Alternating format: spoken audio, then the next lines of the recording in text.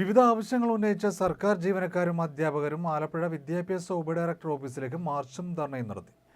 FSCTU Alappuzha ജില്ലാ കമ്മിറ്റിയുടെ നേതൃത്വത്തിലാണ് മാർച്ചും ധർണയും നടത്തിയത്.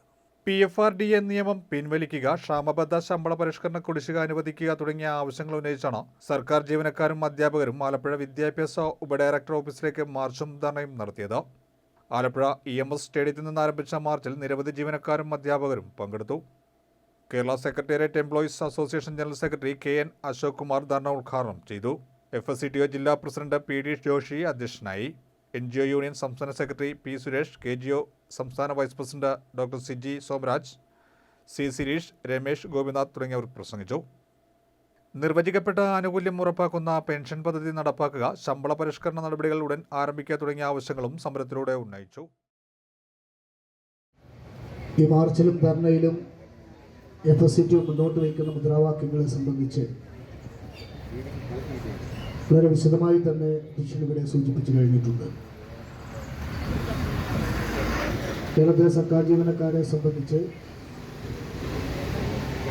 അവരുടെ ജീവൻ പ്രധാനമായിട്ടുള്ള സാമ്പത്തിക ആനുകൂല്യങ്ങൾ, ഇവർക്ക് ലഭ്യമാകേണ്ട സാമ്പത്തിക അവകാശങ്ങൾ അത് ലഭ്യമാക്കണം എന്നാവശ്യപ്പെട്ടുകൊണ്ടാണ് ജീവനക്കാരും അധ്യാപകരും ഇന്ന് സംസ്ഥാന വ്യാപകമായി ഇത്തരത്തിലുള്ള ഒരു പ്രക്ഷോഭത്തിനായി മുന്നോട്ട് വന്നിട്ടുള്ളത്. സർക്കാർ ഉദ്യോഗം എന്ന് പറയുമ്പോൾ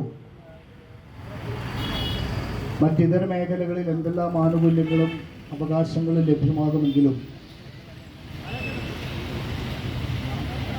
ഒരാളെ സംബന്ധിച്ച് അവരുടെ ജീവിത സുരക്ഷ ഉറപ്പാക്കുക എന്നത് സർക്കാർ സംവിധാനത്തിൽ മാത്രം നിലനിന്ന് പോകുന്ന ഒന്നാണ്. സ്വാഭാവികമായിട്ടും ജീവിത സുരക്ഷയാണ് സർക്കാർ ജീവനം കൊണ്ട് പ്രധാനമായിട്ടും നമ്മുടെ ജീവിത സ്വപ്നമായി നമ്മൾ മുന്നോട്ട് കൊണ്ടുപോകും.